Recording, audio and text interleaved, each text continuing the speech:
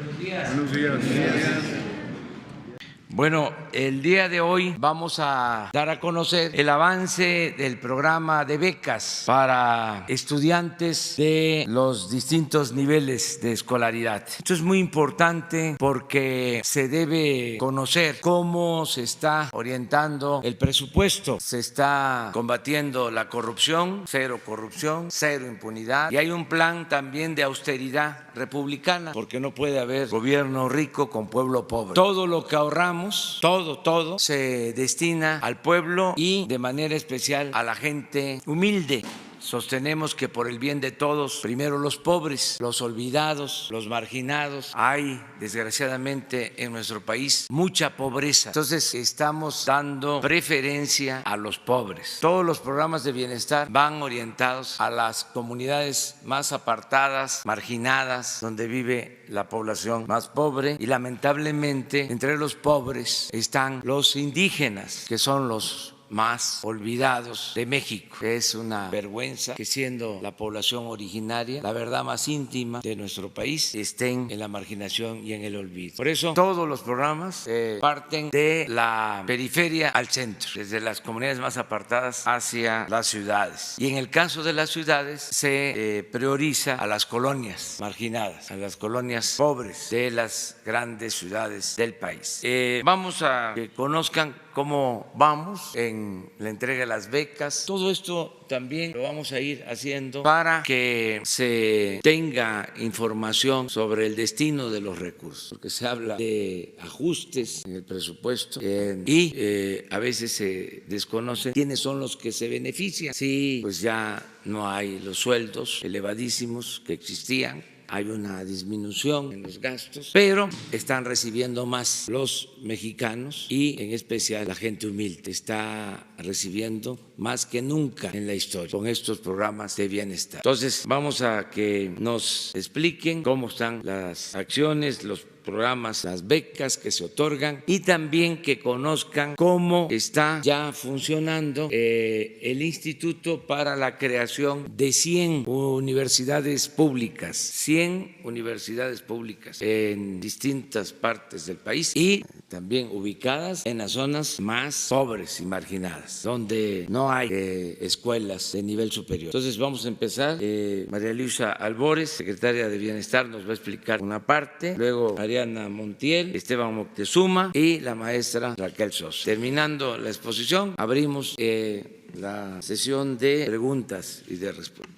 Buenos días, con su permiso, señor presidente. Buenos días a todas y a todos. Comentarles un poquito de programa que tenemos, programa de apoyos para el bienestar de niñas y niños, hijos de madres trabajadoras. ANTRES, programa estancias infantiles. Primero, comentar que de acuerdo a lo que ha estado comentando nuestro presidente y como misión de la Secretaría de Bienestar, todos los programas, en este caso de la Secretaría de Bienestar, buscan ser integrales y hacer efectivos los derechos de todas las personas. Seguimos un enfoque de ciclo de vida, atendemos de cero hasta que las personas fallecen. En este sentido, atendemos todas las necesidades específicas de cada persona que tienen en las etapas de su diferente desarrollo. Y comentarles que los apoyos se entregan de manera directa, como se ha ido comentando a lo largo y ancho del país en cada asamblea. Es prácticamente lo que busca bienestar, es de Hacienda o de Tesorería a la persona que es beneficiaria o participante del programa. En el programa de apoyo para el bienestar de niñas y niños, hijos de madres trabajadoras, está planteado de la siguiente manera. Es un apoyo de niños de 1 a 4 años de 1,600 pesos bimestrales, 800 pesos cada mes, y cuando el niño o la niña tiene alguna discapacidad es un apoyo de 3,600 bimestrales y se va a la edad de 1 a 6 años. En este sentido, se puede apoyar hasta 3 niñas o niños en un hogar. Son entregas directas en medios de pagos bancarios, que eso sería para todos los programas de bienestar, la eliminación de trámites y mecanismos que dan pie a discrecionalidades y a corrupción, la prioridad a nuestras niñas y a nuestros niños indígenas y sobre todo si existe alguna discapacidad. El uso transparente responsable y eficiente de los recursos públicos. Podemos ver en una tabla, esta tabla es la totalidad de todas las entidades del país, que sumamos en mayo una meta de niñas y niños que reciben el apoyo de 213,437 y de ellos 3,101 niños tienen alguna discapacidad. Este sería el total y están las entidades. Le doy la palabra a la compañera Ariadna, subsecretaria de Bienestar. Buenos días. Vamos a dar el informe de cómo vamos en lo que ya ha planteado la secretaria de Bienestar, la ingeniera Albores, de cómo vamos ya dispersando los recursos en este programa. Ya habíamos dado un informe del censo, hablo brevemente de ello. Teníamos registrados 330,000 niños, localizamos a 213,000, que están representados por 203,000 madres, padres o tutores, y a partir de ahí ese es nuestro universo con el que estamos trabajando. ¿Ya avanzamos? El 100% de las personas que localizamos como mamás, papás o tutores que aceptaron el programa son 203,262. De esta manera, como ya se informó, hay hogares que pueden recibir más de un apoyo. Por lo tanto, la población objetivo, que son los niños y las niñas, son 213,437 niños y niñas. Ya de este padrón establecido, fuimos a buscarlos casa por casa, como lo ha instruido el presidente, para que no haya una intermediación en el tema de la entrega de los apoyos. Adelante. El avance que hasta el día de hoy tenemos es la entrega de 188,060 órdenes de pago hacia las madres, padres y o tutores, y estamos llegando a una meta de 197,719 niños y niñas que cuentan ya con su apoyo económico para su sistema de cuidados, que representa el 92,6% de la meta planteada de los 213,000 niños y niñas. Hemos entregado la totalidad de los pagos, pero estos pagos tienen un mes de vigencia y si no se cobran, se cancelan y se reintegra el dinero a la Secretaría de Bienestar. De tal manera que están entregados pero cobrados, que es la instrucción del presidente, que informemos de manera muy puntual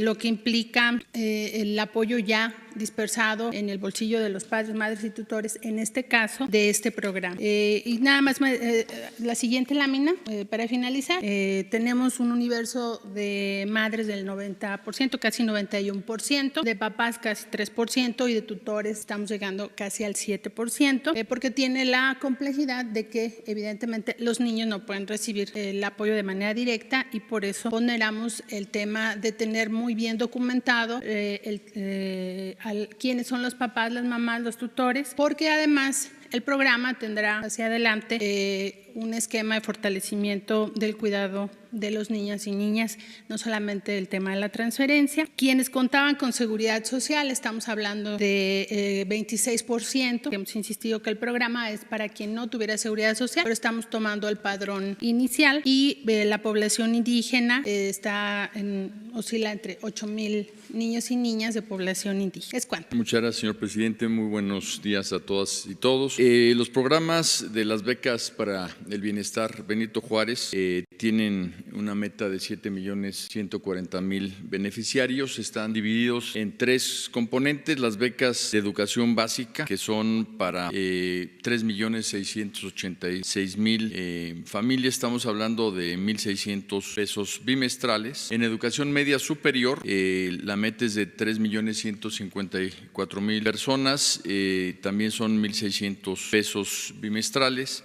Y en educación superior la beca es de 4,800 pesos bimestrales y la meta es de 300,000 estudiantes. Para ver el avance de cada una de ellas, le pido a Leticia Ánimas, que es la coordinadora del programa Becas de Bienestar, que nos comente sobre el avance. Muy buenos días, con permiso, señor presidente. En este momento, en educación básica, tenemos una meta de 3,6 millones de familias por atender. Hemos dispersado ya los recursos a 2,26 millones de familias y ya han cobrado 1,56 millones de familias, con un avance en el cobro del 69% con respecto a lo dispersado. Estamos integrando al padrón 1,4 millones de familias más. En este momento se realiza una verificación en todo el territorio nacional para incorporarlas a este padrón de la beca de educación básica. La que sigue, por favor. El 100% de las becas de educación básica se están entregando de manera directa y sin intermediarios. El 28% se realiza a través de un medio digital, la tarjeta del bienestar. El 49% recibe la beca mediante una orden de pago o aviso de programa y el 23% en una mesa de atención. La que sigue, por favor. Esta es la distribución por entidad federativa de cada una de las becas que ya hemos dispersado. La que sigue, por favor. En este universo de 2.2 millones de familias están contenidos 611,467 alumnos de educación preescolar e inicial, además de 2,076,493 estudiantes de primaria y 1,641,637 alumnos de secundaria, lo que hace un total de 4 millones de estudiantes contenidos en estos 2.2 millones de familias. En la beca universal para estudiantes de educación media superior tenemos una meta de 3,154,262 becarios. Hemos dispersado ya a 3,059,133 becarios, lo que representa un avance del 97% con respecto a la meta. De estos han cobrado el 82%, es decir, 2,508,190 becarios que reciben una orden de pago que cobran en alguna institución bancaria o a través de Telecom en los lugares de mayor dificultad de acceso. La que sigue, por favor. Esta es la distribución por entidad federativa de las becas de educación media superior que han sido dispersadas hasta este momento. La que sigue. En el programa Jóvenes Escribiendo el Futuro, que es la modalidad educativa de Jóvenes Construyendo el Futuro, tenemos una meta anual de 300,000 becarios. De estos tenemos ya dispersadas 267,078 becas, que significan un 89.03% con respecto a la meta anual. Ya tienen su medio de pago 131,669 becarios, que es un avance del 49.3% con respecto a lo dispersado, y el resto, o sea, 135,000 becarios, un poco más de 135,000 becarios, está en proceso de recibir su medio de pago, que es una tarjeta del bienestar. Y la que sigue es la distribución por entidad federativa de estos becarios de educación superior. ¿Es cuánto, señor presidente? Muy buenos días a todos ustedes. Rápidamente, una exposición del programa de Universidades para el Bienestar Benito Juárez García. Como creo que ya todos sabemos, se dedica a jóvenes excluidos de la educación superior por razones económicas o de impedimentos de acceso de las instituciones de educación superior públicas. Es una opción de educación completamente gratuita y es una opción que asume todos los costos de la educación de nuestros estudiantes, además de unas becas mensuales de 2,400 pesos.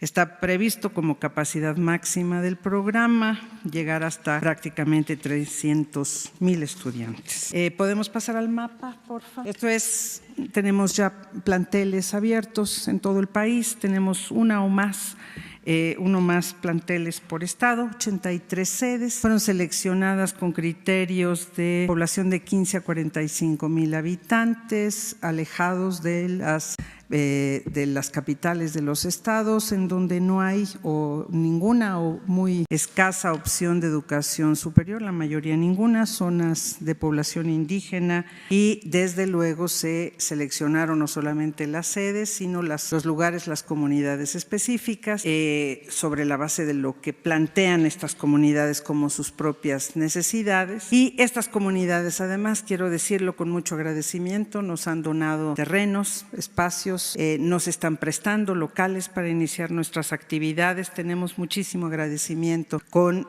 toda la red que hemos formado a nivel nacional. Después, adelante. Vamos a pasar eso muy rápidamente. Son estudiantes y maestros que ya están en sedes. En este momento, ahí son 6 áreas de conocimiento las que tenemos: desarrollo sustentable, energía, estudios sociales, patrimonio histórico, social y biocultural, procesos agroalimentarios y salud. Tenemos un total de 459 profesores ya en sede que han sido evaluados, han pasado por procedimientos de inducción y selección, y 7,570 75 estudiantes. Ahora sigue creciendo porque hay una diferencia de los que se registraron con los que ya saben que ya estamos trabajando en las sedes. Siguiente, por favor. Me salto mucho de los prototipos arquitectónicos, nada más mostrarles muy rápidamente. Uno, adelante, donde están, digamos, lo de los climas,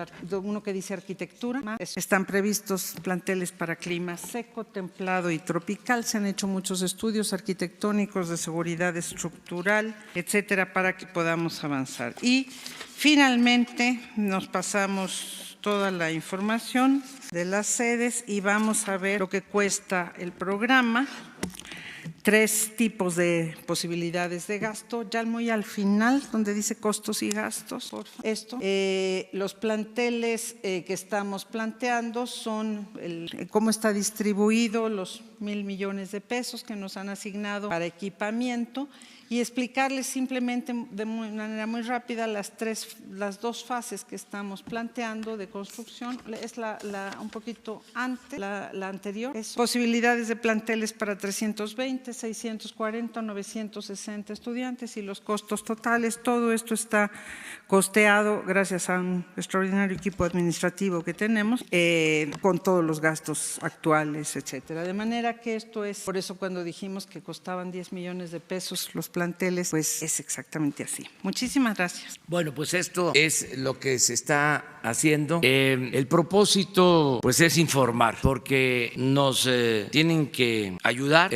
todos los mexicanos. Es gobierno del pueblo, para el pueblo y con el pueblo. Y para que todos empujemos al elefante reumático y mañoso que era el gobierno, que hay que hacerlo caminar. Pues todos tenemos que empujar, y para empujar al elefante y que camine, que es un cuerpo de avance lento, porque el gobierno no estaba hecho para esto, estaba hecho para facilitar el saqueo, la corrupción. Para que todos participemos, pues se requiere de que haya información, sino cómo se ayuda. Es muy importante que las madres, los padres de familia sepan que hay estas becas en todo el país, que sepan que se están ya entregando los apoyos a madres de familias de las estancias infantiles, que ya se están entregando estos apoyos, que se sepa que hay becas para estudiantes de familias de escasos recursos para nivel básico, es decir, primaria, secundaria, que son 1,600 pesos cada 2 meses para estudiantes de comunidades pobres. Que se sepa que todo el que estudia el nivel medio superior, todos, sean estudiantes del colegio de bachilleres, de las preparatorias, de las escuelas técnicas, tiene por primera vez una beca de 1,600 pesos bimestrales. Todos. Este es un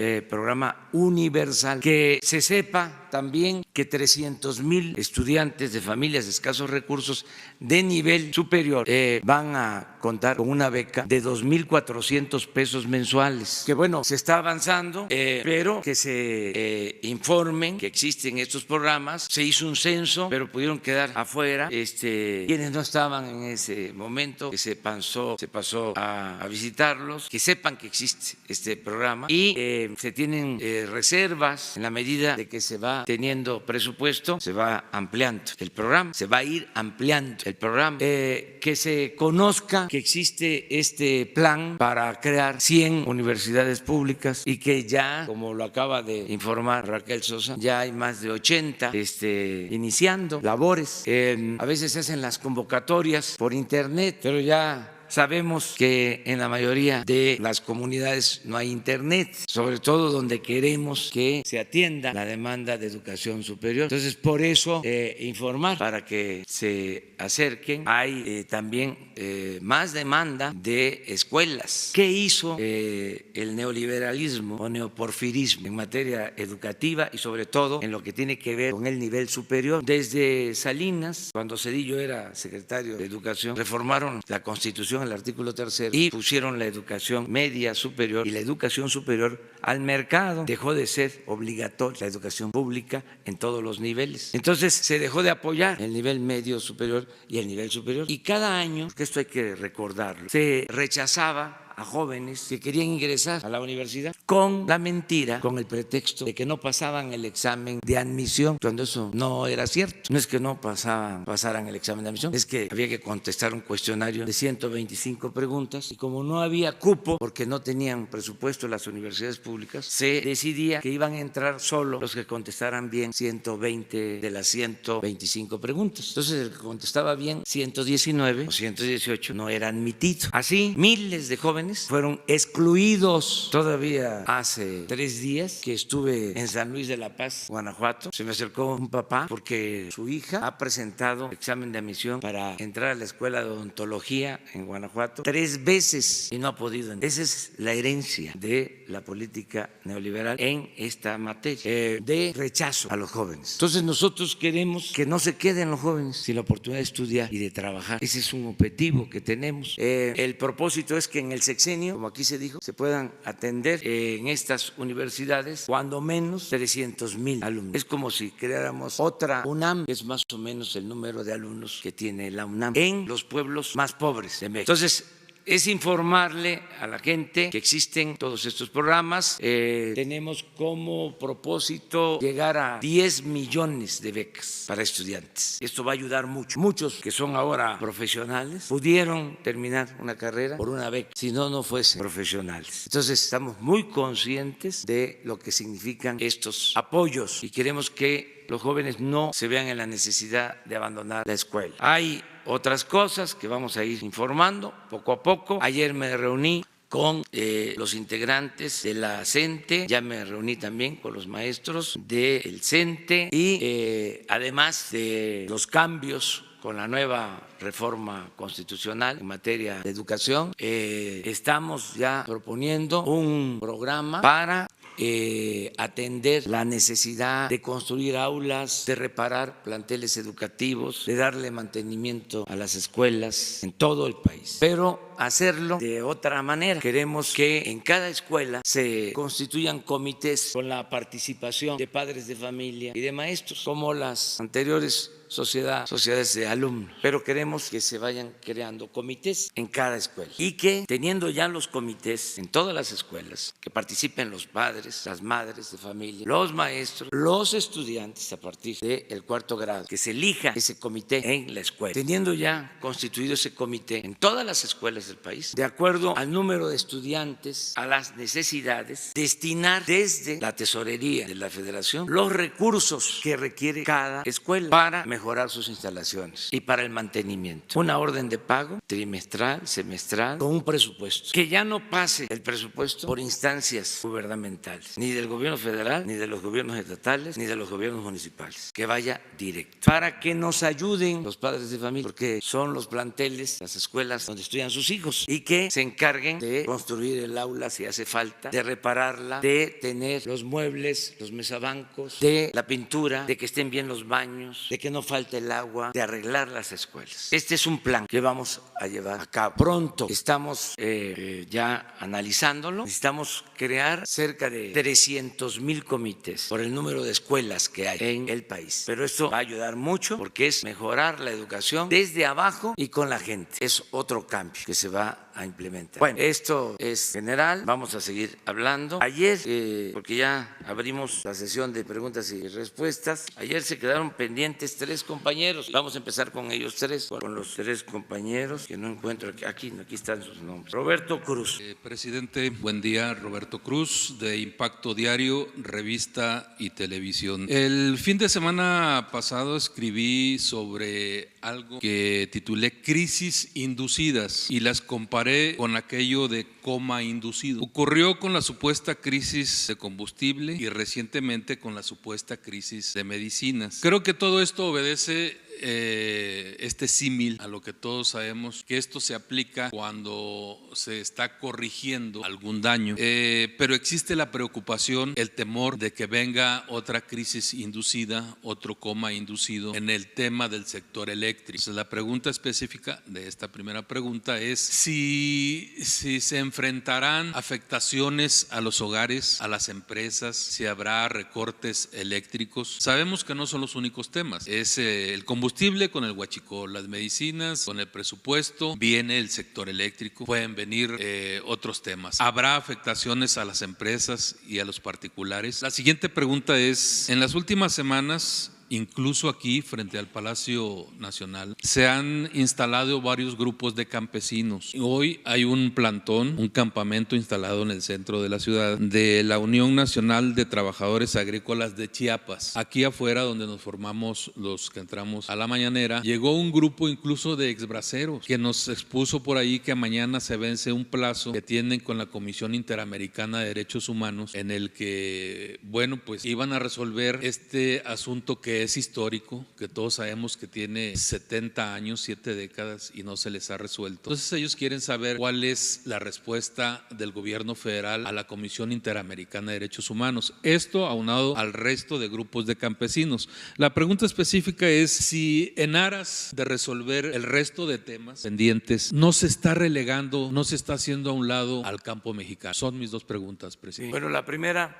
no tenemos ningún riesgo de perder la capacidad de asegurar la energía eléctrica a todos los hogares. No hay motivo, tenemos plantas suficientes, hay reservas de energía para abastecer todos los hogares y abastecer las empresas, porque hay un buen desempeño de la Comisión Federal de Electricidad. Pueden haber apagones en donde no se construyeron líneas de transmisión, en el caso del sureste, que hace falta reforzar líneas de transmisión, pero ya se está atendiendo esta necesidad. Y yo aprovecho para decirles que son muy buenos los trabajadores electricistas, como son muy buenos los trabajadores de México. Yo sostengo que a México lo ha salvado siempre la cultura, por eso hemos enfrentado todas las calamidades. La cultura ha salvado a México frente a las calamidades de todo tipo, temblores, hambrunas, inundaciones, malos gobiernos, corrupción, plagas. Siempre ha salido adelante México por su fortaleza cultural. Y lo otro es muy importante, otro pilar de nuestra nación son los trabajadores. Los trabajadores de la educación, los maestros, son de primera, fueron muy ofendidos en el pasado, pero son los que están trabajando en las comunidades más apartadas, en las escuelas, maestras, maestros, son los que cuando voy a las giras me llevan sus peticiones porque se les están cayendo las escuelas. O sea, el maestro no solo el que se dedica a enseñar en el aula, sino el maestro que es un medio de intermediación entre la comunidad y el gobierno, el que promueve el desarrollo en las comunidades. Entonces es un tesoro tener trabajadores como los maestros, los trabajadores petroleros excepcionales, los obreros, los técnicos, los ingenieros. Los electricistas, les comentaba yo, hay una tormenta, se cae una línea porque se caen árboles, se quema un transformador y a las pocas horas ahí está de nuevo la luz. Los electricistas. Presidente, pero se había comentado que se iba a ir contra todos aquellos que se han robado por años la energía eléctrica, que van a desaparecer los diablitos. ¿Todo eso no irá a afectar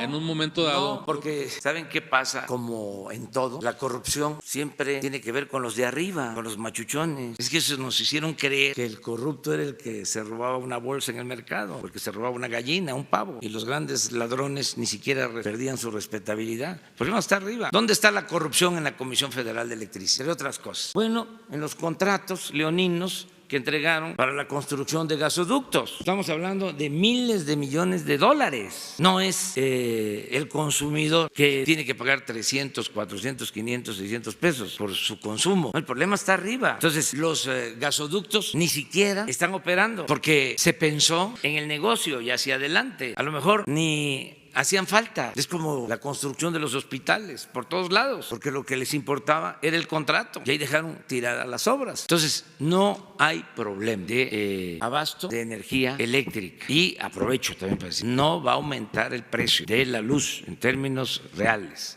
Estamos cuidando eso, porque fue mi palabra y voy a cumplir con ese compromiso. Ni las gasolinas, ni el gas, ni la luz van a aumentar en términos reales. ¿Saben qué otros trabajadores son de primera? Los marinos y los soldados. Marinos y soldados es pueblo uniformado. Por eso vamos a sacar adelante el país, por los trabajadores, con los trabajadores. Me están ayudando todos, me están apoyando, me están respaldando. Y saben que no se van a cometer injusticias, que no va a haber despidos como los hubieron masivos a trabajadores electricistas, trabajadores petroleros, ¿no? Entonces sí vamos a poder avanzar. Tu otra pregunta. Campo mexicano y Sí, campo mexicano. vamos a apoyar a los productores, lo estamos haciendo, estamos nada más, igual que en el caso de las becas, cuidando que les llegue a los campesinos el apoyo de manera directa, porque existía el PROCAM. ¿Qué pasaba? El que tenía más, recibía más. Les daban a los que tenían 100, 200, 300, 500, hasta 1000 hectáreas, les daban subsidios. Y el que tenía media hectárea, el que sembraba para comer, no recibía ningún apoyo. Entonces, todo eso ya cambió. Ahora se le está dando a todos los pequeños productores, ejidatarios, comuneros,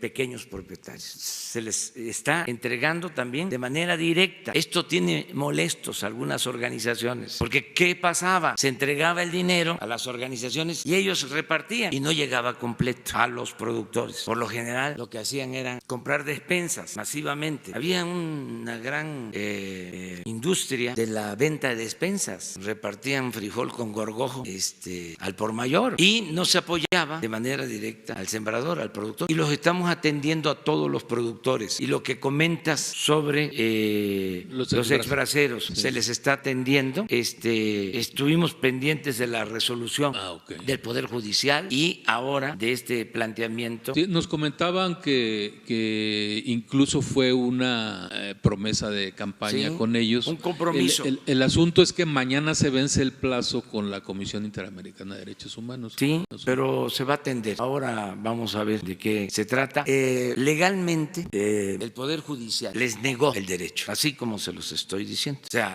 acudieron al Poder Judicial, se elaboró una resolución y se rechazó en el Poder Judicial, dando por concluido el caso. Sin embargo, ellos acudieron a esta instancia que tiene que ver con derechos humanos y eso es lo que se tiene que atender. Ese es el asunto. Muy bien. Gracias, presidente. A ver, pero vamos, Daniel. Voy a permitir sentarme para no tapar la cámara. Son dos contextos, señor presidente, que tienen detalles. No quisiera yo obviarlos, si usted me permite. Después del 26 de marzo, en la conferencia donde usted refirió acabar con la corrupción y la impunidad, se presentó una investigación que daba por antecedentes varios posibles malos manejos dentro de la cooperativa La Cruz Azul. Usted solicitó señaló que si había solicitudes para investigar este tema, el Estado mexicano, con todo su aparato, podía darle frente a esta situación. Sucedió un revés, señor presidente, que fue el ataque artero contra un socio cooperativista, opositor al director general, el cual fue llevado a un penal de Veracruz en un hecho muy parecido al de Lidia Cacho, un secuestro judicial, y solamente estuvo 6 días allí Víctor Manuel Velázquez Rangel, porque no había elementos. Pero esto es parte de una estrategia permanente que se ha venido utilizando para atacar la moral de todos los opositores. Paralelamente a esto, el 13 de este mes, el 13 de mayo, ocurrió un arrebato de totalitarismo cuando fueron suspendidos los derechos de 13 socios cooperativistas. Así porque sí. Se ha creado una organización de mujeres luchadoras de la cooperativa que son nietas, hijas, madres, esposas. Y esta organización también ha sido judicializada. El año pasado, señor presidente, el 29 de septiembre del 2018, la Asamblea General de los Cooperativistas, que dio como resultado un avance democrático dentro de la organización, pero utilizando al Poder Judicial, han sido destituidos los socios opositores, ya que el juez 24 de lo civil, Luis de Gives, destituyó a los presidentes de la comisión del Consejo de Administración y al de Vigilancia, que habían sido elegidos legalmente en la Asamblea, y posteriormente en un acto inconstitucional también los destituyó de sus puestos de trabajo, ya que no solamente son dueños, son socios, también trabajan, aplicándoles medidas cautelares. Hubo una respuesta de todos ellos que fue la impugnación ante tremendísima arbitrariedad, y esto llegó a las manos del magistrado de la Sala Sexta, Francisco José Huber Olea Contró, el cual no se ha pronunciado al respecto, violando los artículos 8º y 17º constitucionales. Y en un acto de inconstitucional, pues estas personas han luchado para que sea revisado su tema, debido a que el magistrado Huber Olea Contró lleva 18 casos de la cooperativa. Eso parece mucha coincidencia. La guerra interna, porque esto es lo que se desató, ha llegado a un punto insostenible cuando las mujeres luchadoras, que además han sido denunciadas, han sido acosadas y han sido amenazadas de muerte. En casos muy preocupantes donde van con sus hijos y criminales se les acercan, las acechan y las amenazan de muerte. Lo que de este contexto resulta, señor presidente, es saber si se puede acelerar el proceso de investigación al director de la empresa, que lleva 31 años, como se ofreció, dadas las solicitudes que existen. Lo segundo es saber si se puede, a través del Consejo de la Judicatura o del Fiscal de la República, valorar por qué se ha hecho esta concentración a un solo magistrado y saber si a través de la Secretaría de Gobernación y el licenciado Alejandro Encinas se pudiera valorar el caso de las mujeres en su circunstancia ante la posible necesidad de ser protegidas por el Estado. Este es el primer contexto, señor presidente. Bueno, pues sí, que Alejandro Encinas se ocupe de este caso y yo solo puedo comentarles sobre estas controversias. Primero, que no hay consigna, como era antes, del Poder Ejecutivo, de favorecer ni de perjudicar a nadie, que se escuche bien y que se escuche lejos, que lo escuchen ministerios públicos, jueces, magistrados, ministros. No hay recomendación en ningún caso del presidente cuando se trata de asuntos judiciales que corresponden a la Fiscalía General o al Poder Judicial, para que quede completamente claro. Esto es un cambio. Nadie está autorizado del Ejecutivo para gestionar nada a favor o en contra de los ciudadanos que están ventilando sus asuntos en tribunales. Así de claro.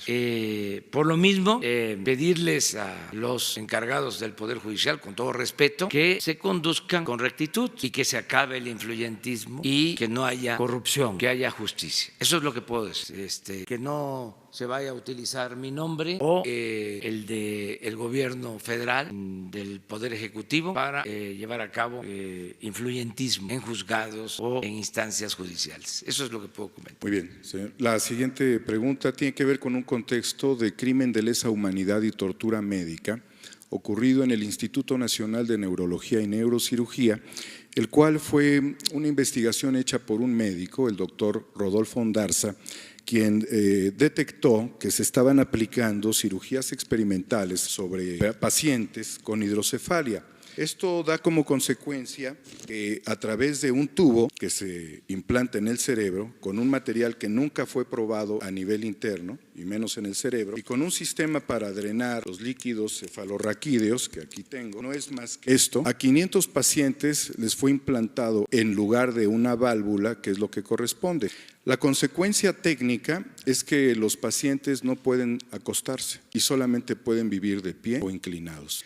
El resultado de estas 474 cirugías experimentales que no tuvieron ningún protocolo técnico de bioética, ninguna aprobación de la Secretaría de Salud y que, como insisto, fueron aplicados en un instituto y quizás en 8 unidades neuroquirúrgicas más en el país y cuyo inventor fue el exdirector del Instituto Nacional de Neurología y Neurocirugía, Julio Everardo Sotelo, causó en el 22.8% de los pacientes demencia, en otro importante grupo de pacientes Parkinson, Alzheimer y la muerte. Esto fue probado con bebés.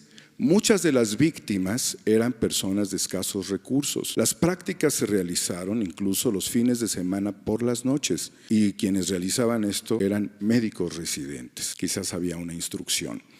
La Comisión Interamericana de los Derechos Humanos le ha mandado al Estado mexicano una solicitud para que en un lapso de 90 días se den resultados contundentes a esto que el doctor Ondarza ha luchado durante cerca de una década y por lo cual ha sido despedido injustificadamente. Está viviendo el segundo despido injustificado ante esta situación. Además de estar protegido por el mecanismo para defensores de derechos humanos y periodistas por tentativa de homicidio. Al ser una institución del Estado, señor presidente, las preguntas serían si existe la agilidad del Estado para dar respuesta a la Comisión Interamericana, enjuiciar a los culpables, darle respuesta a las víctimas, destituir en el caso conveniente al actual director del instituto de apellido Celis, quien corresponde a todo este fenómeno transeccional, porque esta es una herencia para usted, señor presidente, no se ha practicado esto aquí, pero ha habido una dilatación del Poder Judicial y de las autoridades de salud en torno a esto, de tal suerte que la gente se sigue muriendo, y al mismo tiempo restituir en su cargo al doctor Rodolfo Ondarza Rovira. Esa es mi pregunta. Bueno, se lo encargo Alejandro Encinas y que responda en tiempo, ¿sí?, a esa petición y que se busque que haya justicia. De acuerdo. Felipe Fierro, y luego le damos la palabra a Ricardo. Sí, buenos días, señor presidente. Felipe Fierro, de tiempo.com.mx, Fuente Libre MX. En México, el problema central de la inseguridad y sus decenas de miles de muertos en los últimos años no está solo en el combate del Estado contra una banda o del Estado contra varios grupos delictivos, tampoco el enfrentamiento entre cárteles por la plaza o el mercado. La cuestión de fondo consiste en que los grupos delincuenciales utilizan las fuerzas del gobierno en los diversos niveles para operar. El crimen en algunas partes del país llega al grado de controlar totalmente corporaciones policíacas, municipios, para repartir droga, obtener protección a sus actividades ilícitas y hasta ejecutar a los contrarios. Se dan el lujo, inclusive, de rotular autos con las iniciales de sus cárteles. Es común en las ciudades, por ejemplo, también que en los barrios la gente conozca quién vende droga, dónde, quiénes son los malandrines y también la evidente protección policíaca o militar. En síntesis, el problema básico de la inseguridad es la asociación de las corporaciones policíacas con los delincuentes. Usted ha desechado el uso preponderante de la fuerza para combatir la inseguridad y va por una solución moral de fondo. La pregunta es, ¿cuáles son los puntos básicos de su estrategia moral contra la corrupción o el huachicoleo policíaco? ¿Y qué garantiza que usando los mismos elementos policíacos que antes permitieron la inseguridad por la corrupción, ahora la combate? ¿Cómo acabar con los policías corruptos? Bueno, mire, para empezar, es muy bueno tu planteamiento acerca de la corrupción o la complicidad que existía y sigue existiendo. Digo existía porque creo que ya no está permitido. Arriba, digo, sigue existiendo porque abajo todavía se presenta esta situación, esta complicidad entre autoridades y delincuencia, este contubernio que, como tú lo planteas, es de lo peor, porque cuando ya no hay una frontera entre autoridades y delincuencia, ya no puede haber garantías de seguridad. Eso sucedía. Yo tengo por eso confianza de que vamos a poder enfrentar el grave problema de la inseguridad, porque entre otras cosas estamos pintando muy claramente la raya entre autoridad y delincuencia, separando el que no haya asociación delictuosa. Eso es un punto a favor que tenemos y por eso considero que con esa actitud, con ese proceder y con otras acciones vamos a poder garantizar la seguridad pública. Es importante tu pregunta también para informar sobre cómo estaba el manejo de policías, de soldados, de marinos en los gobiernos anteriores. Primero, el presidente, de acuerdo a la Constitución, solo podía disponer de la Policía Federal, que era una organización, una corporación muy menguada, con 10,000 efectivos para atender toda la demanda de seguridad del país. En sentido estricto, no había protección para los ciudadanos del gobierno federal. Así, se usaba el ejército y se usaba la marina para operativos especiales, solo para el combate al narcotráfico, no para la seguridad pública, para garantizar la seguridad de los ciudadanos, porque estaba prohibido, no se permitía. Por eso fue muy importante la reforma constitucional, para permitir que soldados marinos puedan ayudar en las labores de seguridad pública, la creación de la Guardia Nacional. Ahora sí, el presidente va a disponer de muchos más elementos para garantizar la seguridad pública. Eso es importante que se sepa. Idealmente, además que una cosa es lo deseable y otra cosa es lo posible, pero idealmente ahora los 220,000 elementos de la Secretaría de la Defensa podrían dedicarse a la seguridad, de acuerdo a la reforma constitucional. No es posible hacer esto porque hay otras funciones y es un proceso de preparación, es el pasar de la seguridad nacional, de la seguridad interior a la seguridad pública, que requiere un proceso de formación, de capacitación para el uso de la fuerza, para la defensa y la protección de los derechos humanos. En eso estamos. Además, no se puede desmantelar el ejército y que deje su función de defensa del territorio, de las instituciones estratégicas, la defensa nacional. Pero ya tenemos elementos. Entonces, ¿Dónde se daba más contubernio? En las policías estatales, municipales. Y ya también ahí hay una actitud distinta. Los gobernadores están ayudando mucho para limpiar las corporaciones policíacas, porque se los están demandando los ciudadanos y además es impostergable garantizar la paz y la tranquilidad. Entonces es un proceso. Entonces, a tu pregunta, ¿cómo le vamos a hacer? Pintando las redes, evitando que se asocien autoridades con delincuencia. Nada de venta de plazas, nada de arreglos. Se había llegado a que en campañas financiaban a candidatos para que cuando el candidato ganara, primero le pedían las direcciones de obras públicas y ya después las secretarías de seguridad y ya después hasta el presidente municipal. Lo ponían ellos. Todo esto tiene que ir cambiando. Va a cambiar porque no va a haber tolerancia a la impunidad. Entonces, son de las cosas que me mantienen optimista, de que sé que vamos a poder garantizar la paz y la tranquilidad del país. Gracias, señor presidente. También aprovechando, si me permitiera una pregunta para la secretaria. Sí, la secretaria. Sí, del Bienestar. Del Bienestar. Sí, disculpe, mire. Pásale. Disculpe, hay una denuncia pública que ha circulado durante varias semanas en el estado de Chihuahua de nepotismo, donde no hay una respuesta de la Secretaría de Bienestar pese a los intentos de buscar información. Al parecer hay una denuncia también ya en la Secretaría de la Función Pública sin que exista una respuesta. Concretamente en la delegación de Parral, el delegado que es Fernando Duarte González, que gana 73,507 pesos 20 centavos, tiene ella a su esposa, a su cuñada, a su hermana, a su hermano, perdón, a su tía, a su primo y a su tía. En Huachochi, la delegada Francisca Contreras, que gana igual, 73,507 pesos 20 centavos, tiene a su hija y a su sobrina. En Delicias, la delegada Leticia Loredo Arbizo tiene ahí a su hija. La pregunta es si usted ya tiene conocimiento del caso, ¿verdad? Y qué se ha hecho o qué se va a hacer, ¿se va a confirmar o se va a negar esta información? No tengo conocimiento del caso, lo vamos a investigar y después le daremos respuesta. Y en el caso de Chihuahua sí tenemos algunas notificaciones de los amparos que se han hecho en cuestiones de estancias infantiles. De eso sí sabía. De lo que me está comentando no, pero lo vamos a investigar. Muchas gracias. Pero si es así como tú lo dices, en automático se cancelan esos cargos. No puede haber nepotismo. No es el gobierno del DIF, el gobierno de la familia. Nada de nepotismo. Por eso son buenas estas ruedas de prensa y que se expresen todas estas cosas. Nada más pedirles a todos que nos apeguemos a la verdad, porque la verdad nos hará libres. Entonces, para que de esa manera no se afecte la dignidad de nadie. Hacer la vida pública cada vez más pública, pero hablando con la verdad, para no afectar la dignidad de las personas. Eso es todo. Pero si hay elementos, si se tienen pruebas, adelante, transparencia completa. Ahora sí, Ricardo. Pero ya con esto sí. 3 minutos rápidamente Adelante. para no abusar de su tiempo. Ricardo Rocha, todavía, hasta esta hora creo, todavía director del canal del Congreso de la Ciudad de México.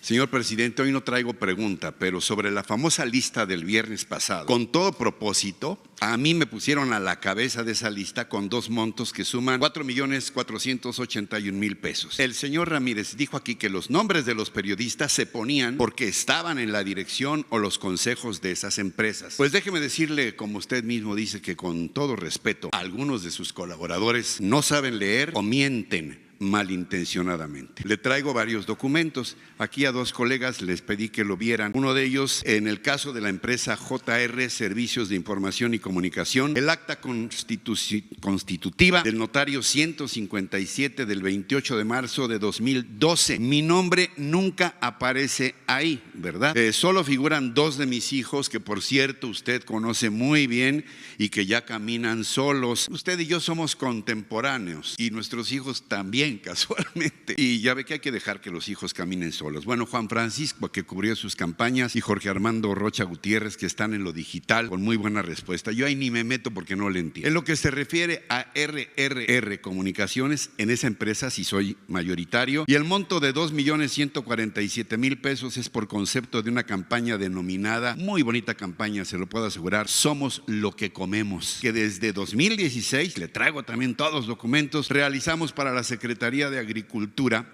y que implicó para mi empresa un fuerte costo de realización de más de 200 cápsulas semanales que finalmente nos fueron liquidadas en varias partidas en el último semestre del anterior gobierno. Le anexo esos documentos y una copia de todas nuestras cápsulas que usted sabe cómo trabajamos. De verdad están muy, muy bien. Y también a mi amigo Jesús le hago entrega de las cápsulas. Después, chicas, Jesús, sí existen, esas son de veras. No se trata de compraventa de opinión editorial, señor presidente. Son videos, como dicen, entregables. Qué curioso, ¿no? Fíjese usted que los gobiernos anteriores, ni los panistas ni el gobierno priista, me acabaron nunca de aceptar porque me etiquetaban de López Obradorista. Y qué curioso que ahora el López Obradorismo me quiera etiquetar de peñista, ¿no? Mala puntería. Lo grave de que yo encabece la lista no es algo personal, no es casualidad, sino causalidad. Y corresponde a los embates brutales que yo en lo personal y el canal del Congreso de la Ciudad de México que dirijo hemos recibido con el cambio de gobierno y de legislatura. Reducción del 80% del presupuesto, retención de salarios en un total de 3 meses en tan solo 6. Son tan desvergonzados que se niegan a hablar de que en 4 años no me han pagado ni renta, ni luz, ni teléfonos, ni estacionamientos, ni ningún otro servicio. Como me dijo alguno de mis colegas, ¿tú eres muy idiota o te gusta mucho hacer tele? Pues prefiero pensar en lo segundo porque lo primero no me favorece. Pero en cambio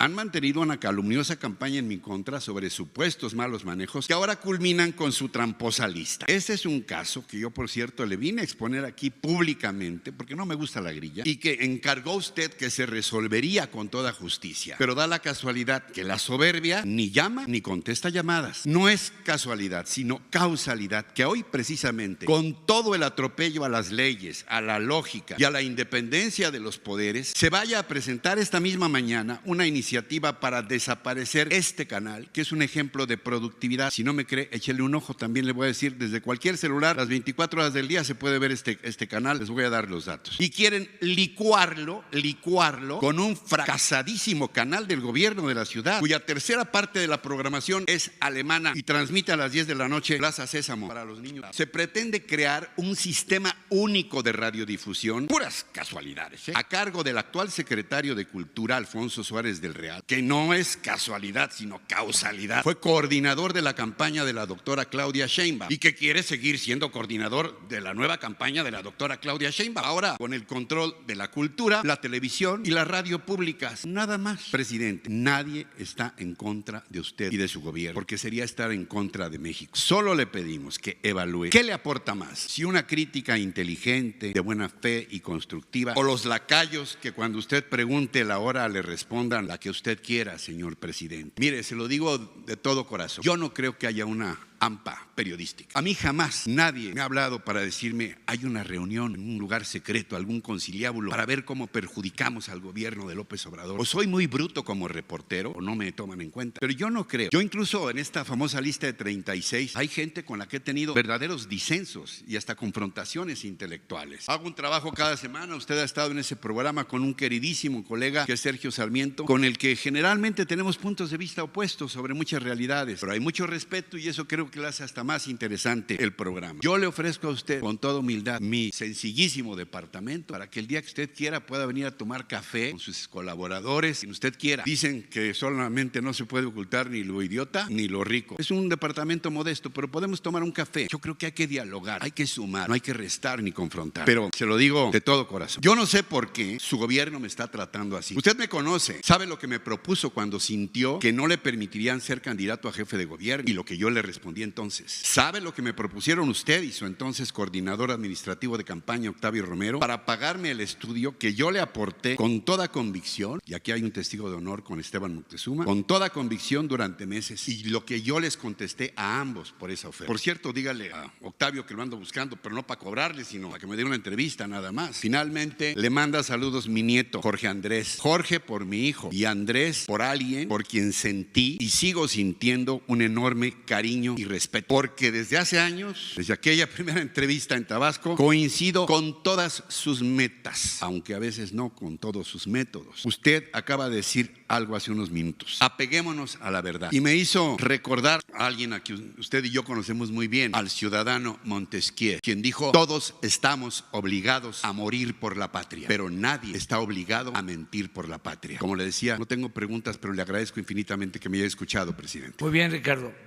Mira, lo que tiene que ver con la Cámara, con la Asamblea, pues sí es un asunto del gobierno de la ciudad, en este caso de los asambleístas. Lo otro sí tiene que ver con una política que estamos llevando a cabo. Queremos, como es público y notorio, acabar con la corrupción y sentimos que se abusó en cuanto a la utilización del presupuesto para subvencionar a medios de información. Mucho dinero para el manejo de medios de información. Y era parte, pues, del funcionamiento del régimen. Es algo incluso que viene de lejos. Creo yo que el fundador de este régimen autoritario y corrupto fue el finado Porfirio Díaz. Y estableció también este sistema, lo cimentó también, que no pudo la revolución destruir, como decía don Daniel Cosío Villegas, ya lo dije una vez y lo repito ahora: se fue don Porfirio, pero quedó doña Porfiria. Y aparte de la represión del porfiriato, del mátalos en caliente, o de encierro, destierro o entierro, o plata o plomo,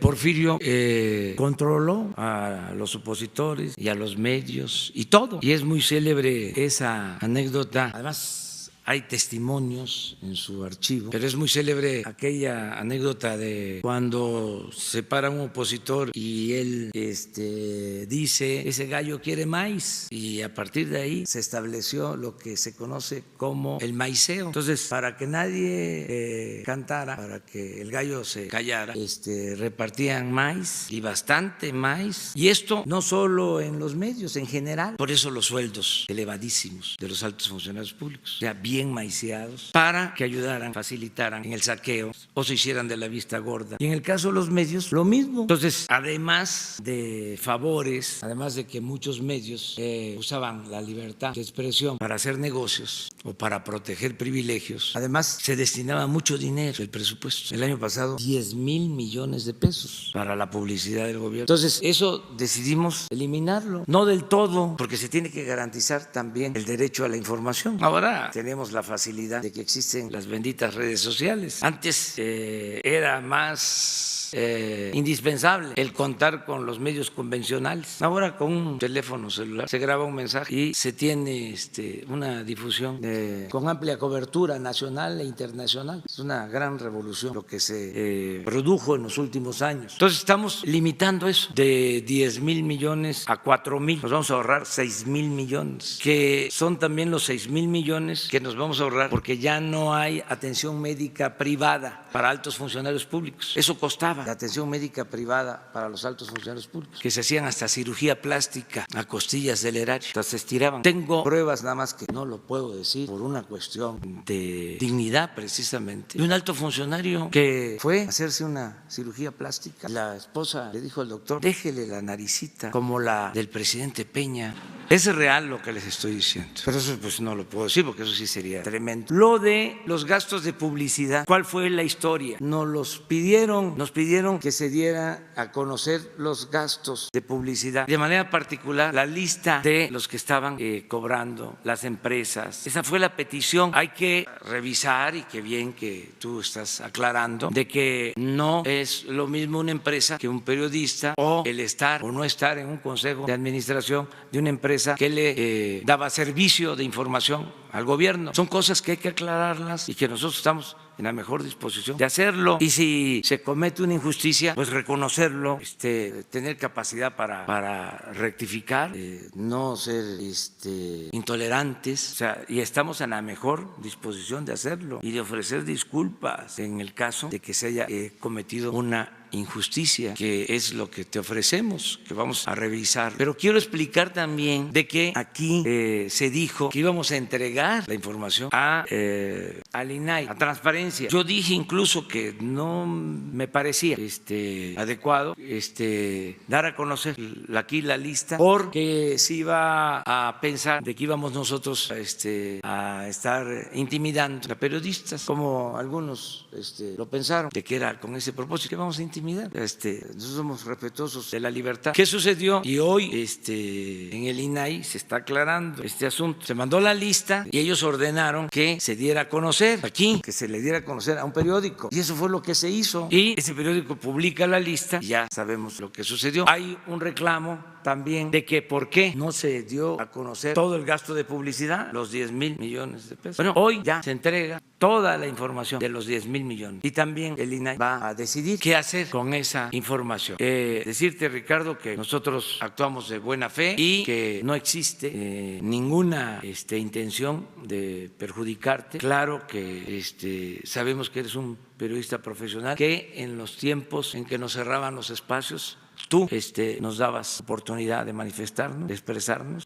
Cuando yo vi la lista, porque sí la tuve en mis manos, y lo único que dije es envíenla como está, porque tampoco iba yo a depurarla, no podría hacerlo. O sea, hay otros amigos que en momentos también difíciles nos han ayudado y vienen ahí. Dije, y se tiene que entender y explicar, es un servicio que se dio y cada quien, ¿no?, defenderse, y sobre todo el que tiene la conciencia tranquila, pues no tiene nada de qué preocuparse. No es la intención perjudicar a nadie. Y yo le pido a Jesús que en este caso se aclare. Sí, no. Hasta Esteban también. ¿No? Sí. Al café. No. El café cuando quiera, presidente. Sí, En su casa. sí. Y bienvenido aquí. Sí, bienvenido. Ahora sí ya. A ver, sí. Gracias, presidente. Consultarle 3 temas muy puntuales. Sobre el asunto de la planta chatarra de fertilizantes, para ponerla en operación, ¿ya tienen calculado cuánto dinero necesitarían invertir, además de todos los millones de dólares que ya le metieron a ese proyecto fallido? ¿De dónde saldrían los recursos y si realmente tiene viabilidad para operar por las condiciones en las que fue adquirida? Estamos haciendo un diagnóstico. Ya la planta ya está en posibilidades de ser operada, pero hay 2 asuntos. Primero, pues todo lo que implicó el costo. La compra está demostrado, o sea, hay testimonios de autoridades competentes de que hubo un sobreprecio. Luego de eso, lo que se invirtió para echarla a andar. Ya hablábamos que son como 800 o 1,000 millones de dólares. En total, estamos hablando de 18, 20 mil millones de pesos. Como es un asunto legal, nosotros lo que hicimos fue presentar una denuncia para que la autoridad competente resuelva sobre este caso. Porque no íbamos nosotros a aceptar una planta así o darle vuelta a la hoja sin definir lo que había sucedido con anterioridad y que la autoridad competente resuelva. A partir de ahí ya viene la decisión si la operamos o se busca la forma de integrarla con quienes tienen plantas de fertilizantes. La verdad que no hay en el país. Esa es otra manchita al tigre del neoliberalismo. Ustedes saben que antes de la política neoliberal producíamos los fertilizantes que se necesitaban y ahora los tenemos que comprar porque se desmanteló todo lo que había para producir fertilizantes. Todo esto lo puntualizo porque hay quienes todavía siguen diciendo de que ese es el mejor sistema, la mejor política económica. Bueno, se tienen que comprar los fertilizantes. Estamos viendo si podemos integrar un sistema para producir los fertilizantes público-privado. Hay en construcción una planta de fertilizantes en Sinaloa que no es suficiente, pero se está construyendo, creo que con capital alemán y suizo.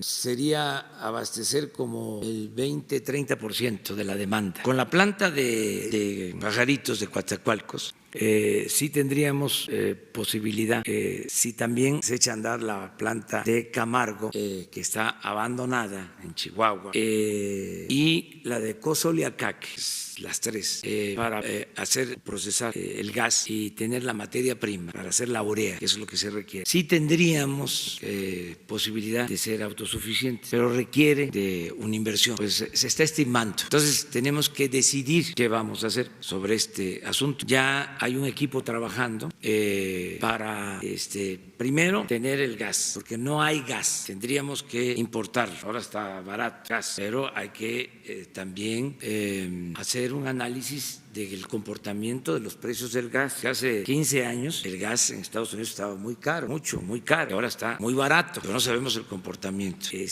del gas. Tenemos que revisar esto. Si importamos el gas para producir el amoníaco, que es la materia prima que permite a la vez producir la urea, que es la parte principal de los fertilizantes. A mí me gustaría mucho que se restableciera toda la producción de fertilizantes y que fuésemos autosuficientes. Pero como están las cosas, se aplica cada vez más la máxima de que hay que optar entre inconvenientes. Es decir, sí está bien, pero nos puede significar una inversión que no vamos a tener capacidad. ¿Y qué hacemos? ¿Por qué optar entre inconvenientes? ¿Somos autosuficientes en gasolinas o somos autosuficientes en fertilizantes? O las dos cosas, que eso es lo ideal. Pero a ver, ¿tenemos posibilidad de hacerlo? Es la reconstrucción del país lo que nos toca. Entonces estamos cuidando qué podemos hacer de la mejor manera y no descartamos las asociaciones de sector público con sector privado en estos casos. Gracias, presidente. Otros dos temas que le quisiera consultar. Uno es este caso que se presentó en Michoacán por la humillación y el sometimiento de los soldados del ejército a manos de ciudadanos de un grupo de autodefensa. Ellos no respondieron con el uso de la fuerza. ¿Cómo van a abordar este tema? Hay un fenómeno de indignación por la manera en la que fueron sometidos, pero al mismo tiempo también está el tema delicado de los resultados que hubiera tenido una posible confrontación. Ese es el segundo tema. Y el tercer tema que le quiero preguntar es, el INE está analizando la posibilidad de suspender la transmisión de las conferencias mañaneras por los canales estatales en los estados donde se va a llevar a cabo elecciones el próximo domingo, por considerar que se trata de un asunto de propaganda. ¿Usted estaría de acuerdo? Miren,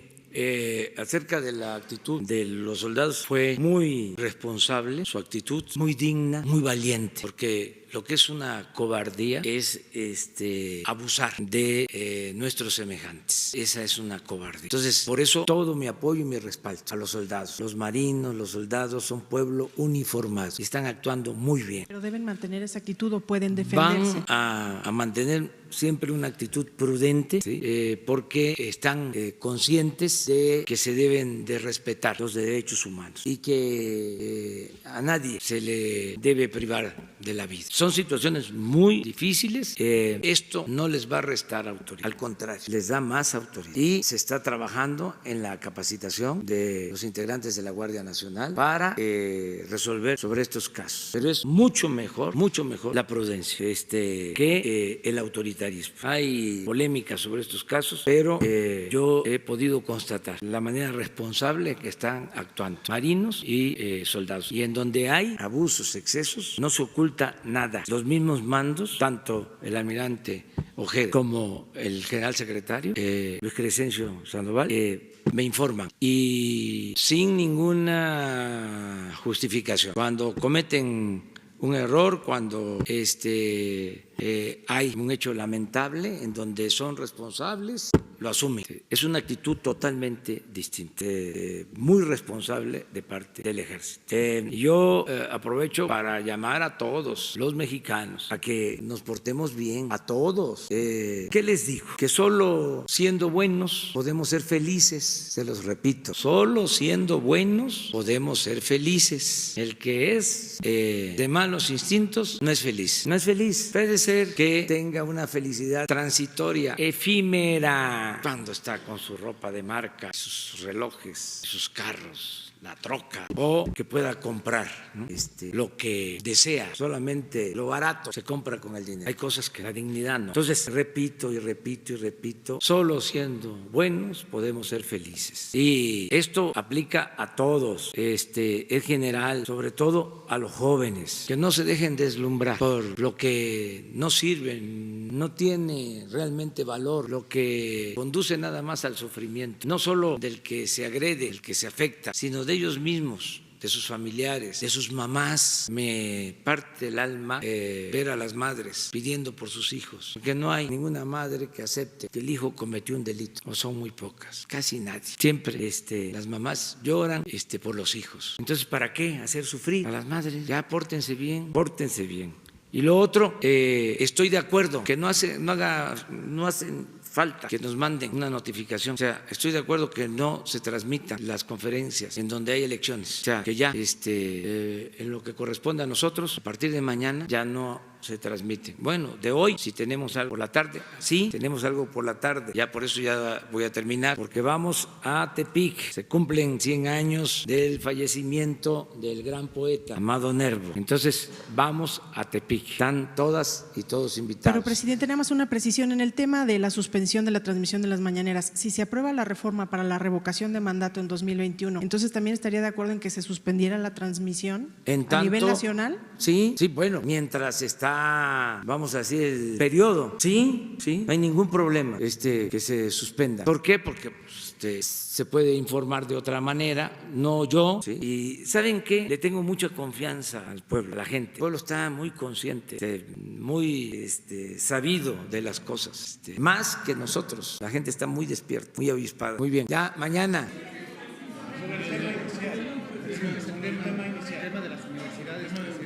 A ver, sí, porque tú lo estás. Y muchas gracias, presidente. Daniel Blancas, de La Crónica, le agradezco esta oportunidad y en aras de respetar el tiempo de usted y de los compañeros, quisiera ver si autoriza que Raquel Sosa pudiera informarme. Tengo muchas dudas, pero obviamente el tiempo no da. Si pueda platicar con ella 5 minutos después de la conferencia para solventar todas las dudas y que no juguemos con su tiempo y con el de los compañeros. Muchas gracias. Ok, bueno, y no 5, 15. Bueno, lo que sea necesario. Todo lo que sea necesario. Solamente hago una pregunta general al secretario de Educación Pública. ¿Cuál será, quién manejará, secretario, los 1,000 millones de pesos destinados para este programa de las 100 universidades? Porque CREFAL es un organismo internacional que no tiene un mecanismo de rendición de cuentas, de transparencia ni obligación. ¿Qué área será la que, digamos, disponga de este recurso y cuál es el mecanismo legal? Porque el presidente hablaba de que habría un organismo para esto. Sí, el señor presidente firmará un decreto para crear un organismo descentralizado que se hará cargo de todo lo referente a estas 100 universidades. Sí, pero ¿cuándo se creará el organismo? Firmo en esta semana ya, y con la plática que vas a tener con Raquel, ella te va a dar más información. Muchas gracias, presidente. Muchas gracias.